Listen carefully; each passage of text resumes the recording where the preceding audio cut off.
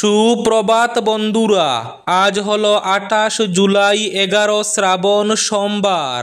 আজকের সকালের বিশেষ বিশেষ খবরগুলি হলো: শ্রীভূমি তথা করিমগঞ্জে বড়সড় উচ্ছেদ অভিযান আসন্ন, নোটিশ দেওয়া শুরু। 28টি পরিবারকে 1 মাসের মধ্যে বনভূমি খালি করতে নোটিশ জারি। বিস্তারিত থাকবে প্রতিবেদনে।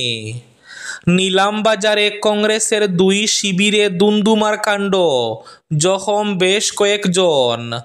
হাইলাকান্দি জেলা পরিষদের বোর্ড গঠনে চাঞ্চল্যকর মোড়, কংগ্রেসকে কাঠগড়ায় তুলে এবার নির্দলদের প্রার্থী ঘোষণার দাবি। বাংলাভাষী মুসলিমদের অবৈধভাবে বাংলাদেশে পুশব্যাক, সরব আসাদুদ্দিন ওয়াইসি। অসম জুড়ে চালিয়ে যাওয়া উচ্ছেদ অভিযানকে রুখতে সাংসদদের দ্বারস্থ এআইইউডিএফ। ধুবড়ী গোয়ালপাড়ার পর এবার আগামীকাল বৃহৎ উচ্ছেদ অভিযান, সরে গেছে 70%। আগামীকাল মঙ্গলবার টান টান উত্তেজনায় উচ্ছেদ উরিয়ামঘাটে। 81 কোটি টাকার জল প্রকল্পের শিলান্যাস শ্রীভূমি তথা করিমগঞ্জে। হাইলাকান্দি লালা বদরপুরেও জল সরবরাহ প্রকল্প, 350 কোটি টাকা বরাদ্দ সরকারের।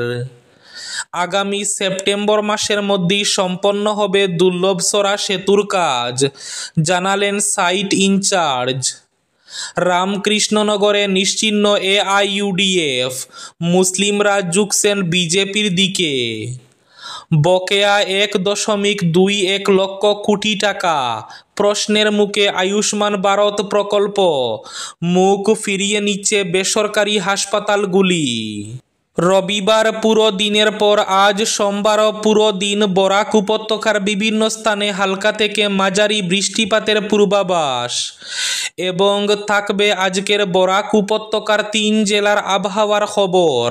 তাহলে বিস্তারিত খবরে যাওয়ার আগে অবশ্যই ভিডিওটিতে একটি লাইক করে চ্যানেলটি সাবস্ক্রাইব করে পাশের বেল আইকনটি বাজিয়ে রাখবেন এবং ফেসবুক পেজটি ফলো করে ভিডিওটি অবশ্যই শেয়ার করবেন, যাতে সঠিক তথ্যগুলো সবার কাছে পৌঁছাতে পারে। এবার শুনুন আজকের খবরগুলির বিস্তারিত। প্রথম খবর, শ্রীভূমি তথা করিমগঞ্জে বড়সড় উচ্ছেদ অভিযান আসন্ন, শুরু হয়েছে নোটিশ প্রদান করা। 28টি পরিবারকে 1 মাসের মধ্যে বনভূমি খালি করতে নোটিশ জারি। বন বিভাগের জমি জবরদখলকারীর বিরুদ্ধে এবার কড়া পদক্ষেপ গ্রহণের তোড়জোড় শুরু করেছে কর্তৃপক্ষ। শ্রীভূমি জেলাতে অ্যাকশন মুডে জেলা বন বিভাগ। মন্ত্রী কৃষ্ণেন্দু পালের ওই মন্তব্যের পরই এবার তৎপরতা শুরু করেছে বন বিভাগ। বন বিভাগের জমি জবরদখল মুক্ত করার জন্য 1 মাসের সময়সীমা বেঁধে দেওয়া হয়েছে। জানা গেছে, চেরাগী বন সংমণ্ডলের জালালপুর গ্রামের 28টি পরিবারকে বন বিভাগের জমি ছেড়ে দেওয়ার নোটিশ ধরানো হয়েছে। 1 মাসের মধ্যে 28টি পরিবার বন বিভাগের জমি ছেড়ে না দিলে চলবে প্রশাসনের বুলডোজার। হাইলাকান্দি জেলা পরিষদের বোর্ড গঠনে চাঞ্চল্যকর মোড়, কংগ্রেসকে কাঠগড়ায় তুলে নির্দলদের প্রার্থী ঘোষণার দাবি। হাইলাকান্দি জেলা পরিষদের বোর্ড গঠনে এক চাঞ্চল্যকর মোড় নিল। কংগ্রেস বিজেপি নয়, এবার নির্দলদের পৃষ্ঠপোষকতায় বোর্ড গঠনের দাবি উঠল। আর রবিবার কংগ্রেসকে কার্যত কাঠগড়ায় তুলে এই দাবি তুলেন খুদ 2 নির্দল সদস্য। এদিন রামচন্ডী নিমাইচাঁদপুর জেলা পরিষদ আসন থেকে জয়ী নির্দল প্রার্থী দিলওয়ার হোসেন বরবুইয়া এবং জামিরা শাহাবাদ জেলা পরিষদ থেকে নির্বাচিত জেলা পরিষদ সদস্যা ফাতেমা বেগম চৌধুরীর প্রতিনিধি মান্না খান হাইলাকান্দিতে এক সাংবাদিক বৈঠক করে তাদের অবস্থান স্পষ্ট করেন। এক ধাপ এগিয়ে দিলওয়ার কোনো রাগ ডাক না রেখে মহিলা সংরক্ষিত হাইলাকান্দি জেলা পরিষদের চেয়ারম্যান পদে ফাতেমা বেগম চৌধুরীকে তাদের প্রার্থী হিসাবে ঘোষণা করেন। নিলামবাজারে কংগ্রেসের দুই শিবিরে দুমদুমার কাণ্ড, জখম বেশ কয়েকজন। কংগ্রেসের দুই শিবিরের মধ্যে হাতাহাতির ঘটনাকে কেন্দ্র করে রণক্ষেত্র হল নিলামবাজার। ঘটনায় উভয় পক্ষের বেশ কয়েকজন জখম হয়েছেন। ঘটনাকে কেন্দ্র করে উভয় শিবিরের মধ্যে টানটান উত্তেজনা বিরাজ করছে। আসন্ন বিধানসভা নির্বাচনকে কেন্দ্র করে এখন থেকেই উত্তপ্ত হয়ে উঠল দক্ষিণ করিমগঞ্জ। জেলার অন্যান্য কেন্দ্রে রাজনৈতিক নেতাদের তেমন দৌড়ঝাঁপ পরিলক্ষিত না হলেও দক্ষিণ করিমগঞ্জকে কেন্দ্র করে কংগ্রেসের দৌড়ঝাঁপ বেশ তুঙ্গে। দলীয় সাংগঠনিক সভায় উত্তপ্ত পরিস্থিতি সৃষ্টি হয়েছে কংগ্রেস শিবিরে। সংখ্যালঘু অধ্যুষিত এই বিধানসভায় কংগ্রেস শিবিরে এক দুমদুমার কাণ্ড ঘটেছে রবিবার রাতে। প্রদেশ কংগ্রেসের সাধারণ সম্পাদক তথা দলীয় অবজারভার নাসির খান এবং জেলা সভাপতি তাপস পুরকায়স্থের সামনে কংগ্রেসের দুটি শিবিরের তুমুল বাকবিতণ্ডা এবং মারপিটে বেশ কজন জখম হওয়ার খবর পাওয়া গেছে। ঘটনা এখানেই থেমে থাকেনি। পরিস্থিতি সামাল দিতে পুলিশকেও মাঠে নামতে হয়েছে। বাংলাভাষী মুসলিমদের অবৈধভাবে বাংলাদেশে পুশব্যাক, সরব আসাদুদ্দিন ওয়াইসি। অবৈধ অভিবাসী ইস্যুতে ফের কেন্দ্র সরকারের বিরুদ্ধে মুখ খুললেন অল ইন্ডিয়া মজলিসি ইত্তেহাদুল মুসলিমিনের প্রধান তথা সাংসদ আসাদুদ্দিন ওয়াইসি। দেশের একাধিক প্রান্তে বাংলাভাষী মুসলিম নাগরিকদের বেআইনিভাবে আটক ও পুশব্যাকের ঘটনার বিরুদ্ধে সরব হয়েছেন তিনি। মিম প্রদানের অভিযোগ, কেন্দ্রীয় সরকার সংখ্যালঘু ও দরিদ্র শ্রেণীর উপর পরিকল্পিতভাবে নিপীড়ন চালাচ্ছে। শনিবার এক স্যান্ডেলে একাধিক পোস্টে তিনি কেন্দ্রের বিরুদ্ধে খুব উগরে দিয়ে বলেন, এই সরকার শক্তের কাছে দুর্বল আর দুর্বলের কাছে শক্ত। সাংসদ আসাদুদ্দিন ওয়াইসি দাবি করেন, দেশের বিভিন্ন জায়গায় বাংলাভাষী মুসলিমদের বাংলাদেশি তকমা দিয়ে বেআইনিভাবে আটক করা হচ্ছে, অথচ এদের অধিকাংশই ভারতীয় নাগরিক। তিনি বলেন, এরা নির্মাণকর্মী, সাফাইকর্মী, রাস্তায় আবর্জনা তোলার সঙ্গে যুক্ত। এরা দরিদ্র শ্রেণীর মানুষ। এদের অনেকের পক্ষে পুলিশের অন্যায়ের বিরুদ্ধে মুখ খোলা বা আইনি লড়াই চালানো সম্ভব নয়। সেই দুর্বলতাকে ব্যবহার করছে প্রশাসন। উচ্ছেদ রুখতে সাংসদদের দ্বারস্থ এআইইউডিএফ। অসম জুড়ে চালিয়ে যাওয়া ব্যাপক উচ্ছেদ অভিযান রুখে দিতে নয়াদিল্লিতে বিভিন্ন রাজনৈতিক দলের সাংসদদের দ্বারস্থ হয়েছেন এআইইউডিএফ প্রতিনিধি দলটিতে অন্যান্যদের মধ্যে রয়েছেন বিধায়ক আমিনুল ইসলাম ও সাংসদ রফিকুল ইসলাম। কিভাবে অসম সরকারের উচ্ছেদ অভিযানের অবসান ঘটানো সম্ভব তা নিয়ে গভীরভাবে উদ্বিগ্ন এআইইউডিএফ দলের প্রতিনিধিরা নয়াদিল্লিতে সাংসদদের দুয়ারে দুয়ারে ঘুরছেন। এদিকে সরে গেছে 70%। ধুবড়ী গোয়ালপাড়ার পর এবার 29শে জুলাই ফের আরেক বৃহৎ উচ্ছেদ অভিযান। মঙ্গলবার টানটান উত্তেজনায় উচ্ছেদ উরিয়ামঘাটে। ধুবড়ী গোয়ালপাড়ার পর 29 জুলাই আগামীকাল ফের আরেক বৃহৎ উচ্ছেদ অভিযানের প্রস্তুতি নিয়েছে প্রশাসন ও বন বিভাগ। আগামীকাল মঙ্গলবার গোলাঘাট জেলার অসম নাগাল্যান্ড সীমান্তের উরিয়ামঘাট মেরাপানির নেগ্রি বিলে উচ্ছেদ অভিযানের প্রস্তুতি চূড়ান্ত করে নিয়েছে জেলা প্রশাসন। প্রশাসনের তরফে উচ্ছেদের নোটিশ পেয়ে উরিয়ামঘাটের প্রায় 70% পরিবার নিজেদের মূল্যবান সামগ্রী নিয়ে অন্যত্র সরে গেলেও একাংশ লোক এখনো স্থান ত্যাগ করেননি। তাই রবিবার প্রশাসন ও বন বিভাগের লোক তাদের উদ্দেশ্যে মাইকে শেষবারের মতো নির্দেশ জারি করেছে নিজেদের সামগ্রী নিয়ে স্থান খালি করার। এমনকি গড়ে গড়ে গিয়ে জায়গা খালি করার নির্দেশ দেয়। অন্যথায় বুলডোজারের কূপ পড়বে বলে সতর্ক করে দেওয়া হয়েছে।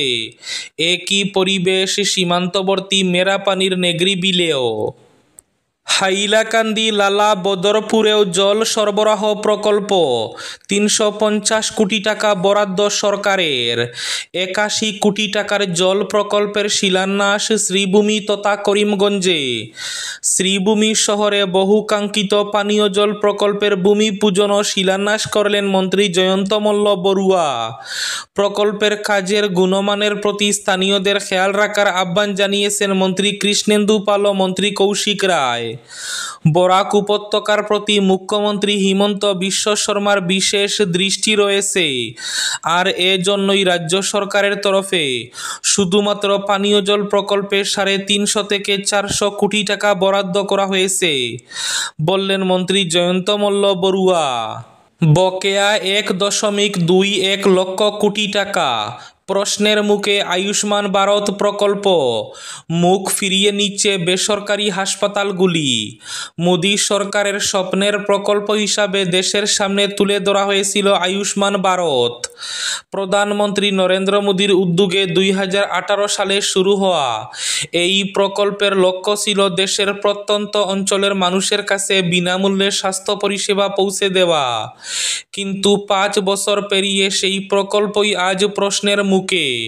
ইন্ডিয়ান মেডিকেল অ্যাসোসিয়েশন সাম্প্রতিক দাবি অনুযায়ী আয়ুষ্মান ভারত প্রকল্পে দেশের বিভিন্ন বেসরকারি হাসপাতালের কাছে কেন্দ্রের বকেয়ার পরিমাণ দাঁড়িয়েছে 1.21 লক্ষ কোটি টাকা। নিয়ম অনুযায়ী চিকিৎসার 15 দিনের মধ্যে সেই খরচ মেটানোর কথা থাকলেও বাস্তবে মাত্র 5% ক্ষেত্রে সময়মতো টাকা মিটিয়েছে সরকার। আগামী সেপ্টেম্বর মাসের মধ্যেই সম্পন্ন হয়ে যাবে দুর্লভসরাই সিংলা নদীর উপর থাকা বিকল পাকা সেতুটির সংস্কারের কাজ। রবিবার আলা প্রচারিতায় সিংলার সংস্কার চলা সেতুর খুলে যাওয়ার প্রসঙ্গে এমন সম্ভাবনার কথা জানালেন রামকৃষ্ণনগর পূর্ত বিভাগের আধিকারিক তথা দুর্লভসরাই এলাকার সাইট ইনচার্জ বাণীব্রত চক্রবর্তী। উল্লেখ্য, দীর্ঘ কয়েক মাস থেকে বিকল হয়ে পড়া সিংলা সেতুটিকে যান চলাচলের অনুপযোগী ঘোষণা করেছিল পূর্ত বিভাগ। পরবর্তীতে সেতুটির মেরামতের জন্য প্রায় 70 লক্ষ টাকা বরাদ্দ হয়েছিল সরকারের তরফ থেকে, কিন্তু কাজে হাত দিতে দেখা যায় সেতুটির অবস্থা অত্যন্ত জরাজীর্ণ। মেরামতের জন্য যে টাকা বরাদ্দ হয়েছে তা দিয়ে এত বিশাল কাজ সম্পন্ন করা অসম্ভব। পরে যখন রাজ্যের মুখ্যমন্ত্রী শ্রীভূমি সফরে আসেন তখন বিষয়টি তার নজরে আনেন পূর্ত বিভাগের শ্রীভূমি জেলার আধিকারিক সহ কেন্দ্রের বিধায়ক বিজয় মালাকার। আজকের বরাক উপত্যকার 3 জেলার আবহাওয়ার খবর। আজ বরাক উপত্যকার 3 জেলার আকাশ মেঘলা থাকার পাশাপাশি পুরো দিন হালকা থেকে মাঝারি বৃষ্টিপাতের পূর্বাভাস। শিলচর কাছাড়ে আজ সর্বোচ্চ তাপমাত্রা থাকবে 33 ডিগ্রি সেলসিয়াস এবং সর্বনিম্ন তাপমাত্রা থাকবে 26 ডিগ্রি সেলসিয়াস। শ্রীভূমি জেলায় আজ সর্বোচ্চ তাপমাত্রা থাকবে 33 ডিগ্রি সেলসিয়াস এবং সর্বনিম্ন তাপমাত্রা থাকবে 25 ডিগ্রি সেলসিয়াস। হাইলাকান্দি জেলায় আজ সর্বোচ্চ তাপমাত্রা থাকবে 33 ডিগ্রি সেলসিয়াস এবং সর্বনিম্ন তাপমাত্রা থাকবে 26 ডিগ্রি সেলসিয়াস। এবার শেষ খবরটি। রামকৃষ্ণনগর বিধানসভা কেন্দ্রে প্রায় নিশ্চিহ্ন হয়ে যাচ্ছে এক সময়ের প্রধান বিরোধী রাজনৈতিক দল হিসাবে উঠে আসা AIUDF। দলীয় হাইকমান্ড বদরুদ্দিন আজমলের অধিক বোঝাপড়ার রাজনীতি এবং বারবার অবস্থান পরিবর্তনের অপরিপক্ক রাজনৈতিক সিদ্ধান্তে বিশাল দলটির অস্তিত্ব আজ একেবারে বিপন্ন। যে তালাচাবির পেছনে হাজার হাজার সাধারণ মুসলমান ভোটারের সক্রিয় সমর্থন দলকে শক্ত অবস্থানে পৌঁছে দিয়েছিল, সেই দল বর্তমানে নিশ্চিহ্ন হয়ে গেছে রামকৃষ্ণনগরে। পরিস্থিতি এমন তলানিতে পৌঁছেছে যে গত পঞ্চায়েত নির্বাচনে দল কোনো কেন্দ্রে প্রার্থী পর্যন্ত দিতে পারেনি। তৃণমূল স্তরে দলের কোনো কার্যকর্তা বা সংগঠন বলে কিছুই নেই। এদিকে AIUDF-এর যেসব সাধারণ কার্যকর্তা এবং সমর্থক ছিলেন তারাও এখন দলের সঙ্গ ত্যাগ করেছেন, আর এর পুরোপুরি ফায়দা নিয়েছে বিজেপি। কেন্দ্রের বিজেপি সংগঠন ও দলের বিধায়ক বিজয় মালাকারের তৎপরতায় রামকৃষ্ণনগর কেন্দ্রের সিংহভাগ মুসলিম ভোটার এখন যুগছেন গেরুয়া দলে। এই ছিল আজকের সকালের বিশেষ খবরগুলি। ভিডিওটি অবশ্যই লাইক করে শেয়ার করে দেবেন।